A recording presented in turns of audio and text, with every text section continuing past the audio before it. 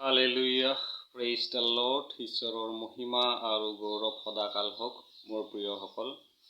আহক আজি আপোনালোকৰ সৈতে অন্য এটা বিষয় লৈ আলোচনা কৰিম। ঈশ্বৰৰ বাক্য আলোচনা কৰিম। আপোনালোকে এই ভিডিঅ'টি প্ৰথমৰ পৰা শেষলৈকে চাই থাকিব। ঈশ্বৰে আপোনালোকৰ জীৱনত বহুমূলীয়া আশীৰ্বাদ কঢ়িয়াই আনিব, এনে মোৰ দৃঢ় বিশ্বাস আছে প্ৰিয়সকল। আজি আপোনালোকৰ সৈতে আলোচনা কৰিবলৈ বিচৰা বিষয়টো হৈছে দীপ্তি দিয়া।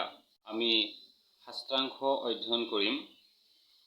যিচয়া 60 অধ্যায় 1 পদ। ইয়াত এনেদৰে লিখা আছে, তুমি উঠা, দীপ্তি দিয়া, কিয়নো তোমাৰ পোহৰ আহিছে আৰু জিহুৱাৰ গৌৰৱ তোমাৰ ওপৰত উদয় হৈছে। হালেলুয়া। আজি এই বাক্যটিত আমি পাইছোঁ যে উঠা, দীপ্তি দিয়া, পোহৰ দিয়া। আজি আমি সকলোৱে জানো আমাৰ পোহৰ প্ৰভু যীশু খ্ৰীষ্ট হয় আৰু তেওঁৰ যোগেদি সকলো মানৱ জাতিয়ে পোহৰৰ সন্ধান পাইছে, দীপ্তি পাইছে। দীপ্তি সকলো জাতি জনগোষ্ঠীৰ আগত দীপ্তি প্ৰকাশিত হৈছে। আজি এই বাক্যই আপোনাক আৰু মোক সোঁৱৰাই দিছে যে তুমি উঠা, দীপ্তি দিয়া, কিয়নো তোমাৰ পোহৰ আহিছে। হালেলুয়া। আমাৰ পোহৰ হৈছে প্ৰভু যীশু খ্ৰীষ্ট আৰু তেওঁৰ যোগেদি সকলো মানৱ জাতিয়ে, সকলো বংশ, সকলো ভাষা-ভাষী, সকলো জনগোষ্ঠীয়ে তেওঁৰ যোগেদি পোহৰ পাইছে আৰু তেওঁ হৈছে জগতৰ পোহৰ। আৰু আমি জগতৰ পোহৰ হৈ তেওঁৰ বিশ্বাসী স্বৰূপে এই জগতত আমি দীপ্তি, পোহৰ আমি প্ৰকাশিত কৰিব পাৰিছোনে? এবাৰ আপুনি ভাবি চাওকচোন। আপুনি প্ৰভু যীশুৰ যোগেদি পোহৰ পাইছে, দীপ্তিত আপুনি আছে, কিন্তু আপুনি সেই দীপ্তি, সেই পোহৰ অন্য লোকৰ মাজত প্ৰকাশিত কৰিব পাৰিছেনে? পোহৰ প্ৰকাশ কৰিব পাৰিছেনে? যদিহে আপুনি পোহৰ প্ৰকাশ কৰিব পৰা নাই, আপুনি কেনেকৈ পোহৰ প্ৰকাশ কৰিব? প্ৰিয়সকল, আজি আপুনি আৰু মই প্ৰভু যীশুৰ যোগেদি পোহৰ পাইছোঁ, সত্যৰ সন্ধান পাইছোঁ আৰু সেই সত্যৰ সন্ধান, এই সত্য আমি আনৰ মাজত প্ৰকাশিত কৰিব লাগে। আনৰ মাজত আমি, এন্ধাৰৰ মাজত আমি দীপ্তি প্ৰকাশ কৰিব লাগিব। সেয়েহে আমাক বিশেষকৈ এটা মিছনৰ কাৰণে পঠাই দিয়া হৈছে, শুভবাৰ্তা কাৰ্যৰ কাৰণে আমাক পঠাই দিয়া হৈছে। আৰু সেয়েহে আমি সকলো জনসাধাৰণৰ মাজত আজি বাইবেলে সোঁৱৰাই দিছে। পাচনি কৰ্ম 10 অধ্যায় 42 পদত আমাক সোঁৱৰাই দিয়া হৈছে যে জনসাধাৰণৰ আগত ঘোষণা কৰিবলৈ আৰু সাক্ষ্য দিবলৈ তেওঁ আমাক আজ্ঞা দিলে। জনসাধাৰণৰ আগত ঘোষণা কৰিবলৈ আৰু সাক্ষ্য দিবলৈ আমাক পঠিয়াই দিয়া হৈছে। কাৰ সাক্ষ্য? প্ৰভু যীশুৰ সাক্ষ্য দিবলৈ আপোনাক আৰু মোক আজি পঠাই দিয়া হৈছে। আমাক ঘোষণাকাৰী হিচাপে তেওঁৰ সাক্ষ্য দিবলৈ আপোনাক আৰু মোক পঠাই দিয়া হৈছে। হালেলুয়া। ইয়াতকে আৰু ডাঙৰ বিষয় হ'ব নোৱাৰে। আপুনি আৰু মই একোজন ঘোষণাকাৰী হয়। আমাৰ যি সাক্ষ্য, সেই সাক্ষ্য আমি এন্ধাৰৰ মাজত আমি প্ৰকাশিত কৰিব লাগে। দীপ্তি দিয়া আমাৰ প্ৰয়োজন আছে প্ৰিয়সকল, কাৰণ আমি জগতৰ পোহৰ হয়। প্ৰভু যীশুৰ যোগেদি আমি পোহৰ পাইছোঁ আৰু আপুনি আৰু মই জগতৰ পোহৰ হয়। বাইবেলে আজি সোঁৱৰাই দিছে, মুঠি 5 অধ্যায় 14 পৰা 16 পদত আমাক সোঁৱৰাই দিয়া হৈছে যে তোমালোক জগতৰ পোহৰ, পৰ্বতৰ ওপৰত থকা নগৰ গুপ্ত হ'ব নোৱাৰে। এইদৰে তোমালোকৰ পোহৰ মানুহৰ আগত প্ৰকাশিত হওক। হালেলুয়া। আজি আপুনি আৰু মই জগতৰ পোহৰ হয়। আপোনাৰ আৰু মোৰ পোহৰ, দীপ্তি এই জগতৰ মাজত প্ৰকাশিত হোৱাটো আমাৰ পিতৃ প্ৰভু যীশু খ্ৰীষ্টই বিচাৰিছে। কাৰণ এই গোটেই জগত অন্ধকাৰৰ মাজত আছে আৰু সেই অন্ধকাৰৰ মাজত আপুনি আৰু মই দীপ্তি দিয়াটো প্ৰভু যীশু খ্ৰীষ্টই বিচাৰে।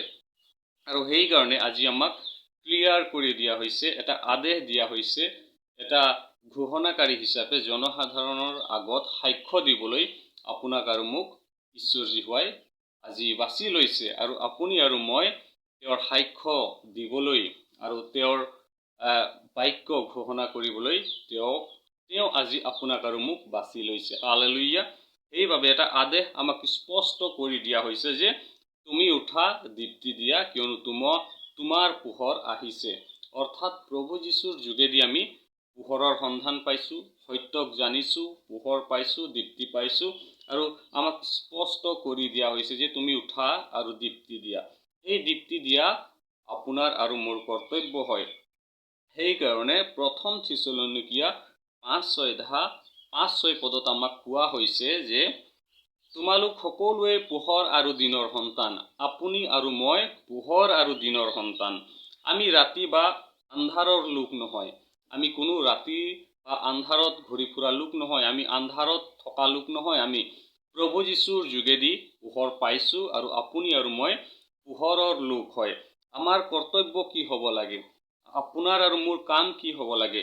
এই হেতুকে আহা আমি আনবিলাকৰ নিচিনা টোপনিয়াই নেথাকি পৰ দি চেতনে থাকো হওক। হালেলুয়া। আজি আপুনি আৰু মই নিজকে ভাবি চাওঁ হওক। আপুনি আৰু মই আন্ধাৰত থকা লোক নহয়। আপুনি আৰু মই কোনো আন্ধাৰত ফুৰা লোক নহয়। আমি পোহৰ আৰু দিনৰ সন্তান। সেই হেতুকে আমি আনবিলাকৰ নিচিনা টোপনিয়াই নেথাকি পৰ দি চেতনে থাকো হওক আৰু প্ৰভুৰ কাৰ্যত আমি আগবাঢ়ি যাওঁ হওক। সেইটো আমাৰ পৰা ঈশ্বৰ জীহুৱাই বিচাৰিছে আৰু সেইকাৰণে আমাক আদেশ দিয়া হৈছে, আমাক স্পষ্ট কৰি দিয়া হৈছে যে তুমি উঠা আৰু দীপ্তি দিয়া, কিয়নো তোমাৰ পোহৰ আহিছে। হালেলুয়া। আজি আমাৰ পোহৰ প্ৰভু যীশু হয় আৰু আমি তেওঁৰ যোগেদি পোহৰৰ সন্ধান পাইছো, সত্যক জানিছো আৰু সেই সত্যক আমি কেতিয়াও লুকাই ৰাখিব নালাগে। আৰু আমি আমাৰ যি পোহৰ, সেই পোহৰটো আমি জগতৰ আগত আমি প্ৰকাশিত কৰিব লাগিব। কাৰণ আমি সকলোৱেই যিমানে খ্ৰীষ্টক পাইছো, আমি সকলোৱেই পোহৰ আৰু দিনৰ সন্তান হয়। হালেলুয়া। আজি আমি আমাৰ জীৱনক আমি ৰূপান্তৰিত কৰিব লাগিব। আমাৰ জীৱনক আমি ট্ৰেন্সফৰ্মিং কৰিব লাগিব, ট্ৰান্সফাৰ কৰিব লাগিব। আমি আমাৰ জীৱনক এটা ৰূপান্তৰিত কৰাটো ঈশ্বৰ জীহুৱাই বিচাৰে। আমি কেনেকৈ আমাৰ জীৱনটো ৰূপান্তৰিত কৰিব পাৰিম? প্ৰাৰ্থনাৰ যোগেদি, বাইবেল অধ্যয়নৰ যোগেদি, ফাষ্টিঙৰ যোগেদি, এইবিলাক কাৰ্যৰ যোগেদি আমি আমাৰ জীৱনক ৰূপান্তৰ কৰিব পাৰিম। আৰু যেতিয়ালৈকে আমাৰ জীৱন ৰূপান্তৰ নহয়, আমাৰ পৰা পোহৰ প্ৰকাশিত নহয় প্ৰিয়সকল। সেয়েহে আহক আমি শাস্ত্ৰ অধ্যয়নৰ যোগেদি, বাইবেল অধ্যয়নৰ যোগেদি, প্ৰেয়াৰৰ যোগেদি, প্ৰাৰ্থনাৰ যোগেদি, ফাষ্টিঙৰ যোগেদি, উপবাসৰ যোগেদি আমি নিজৰ জীৱনক ৰূপান্তৰ কৰি আমি আনৰ মাজত পোহৰ প্ৰকাশিত কৰো হওক। হালেলুয়া। সেইবাবে আমাক এটা সেই আদেশ আমাক স্পষ্ট কৰি দিয়া হৈছে যে আমি নিজকে নিজে ৰূপান্তৰ কৰি আমাৰ সমাজখনক, আমাৰ সোসাইটিখনক আমি ৰূপান্তৰ কৰিব লাগে। ইভাঞ্জেলিমৰ যোগেদি, শুভবাৰ্তা প্ৰচাৰ কৰাৰ যোগেদি আমাৰ সোসাইটিখনক আমি ৰূপান্তৰ কৰিব লাগিব। আমাৰ কামৰ যোগেদি, কৰ্মৰ যোগেদি আমি আমাৰ সমাজখনক ৰূপান্তৰ কৰাটো ঈশ্বৰ জীহুৱাই বিচাৰিছে।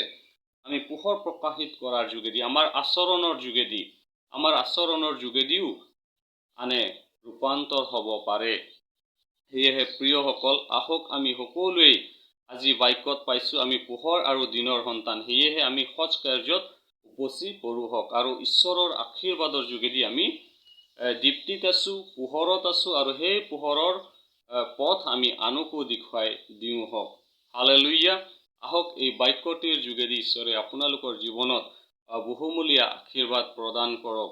আৰু আপোনালোকে যদি এই মোৰ চেনেলত নতুনকৈ আহিছে, তেতিয়াহ'লে লাইক, কমেণ্ট আৰু ছাবস্ক্ৰাইব কৰি দিয়ে যেন, যাতে প্ৰভুৰ বাক্য বিস্তাৰ হয়, প্ৰকাশিত হয়। সেই নিমিত্তে আপোনালোকক অনুৰোধ জনালো। আমেন।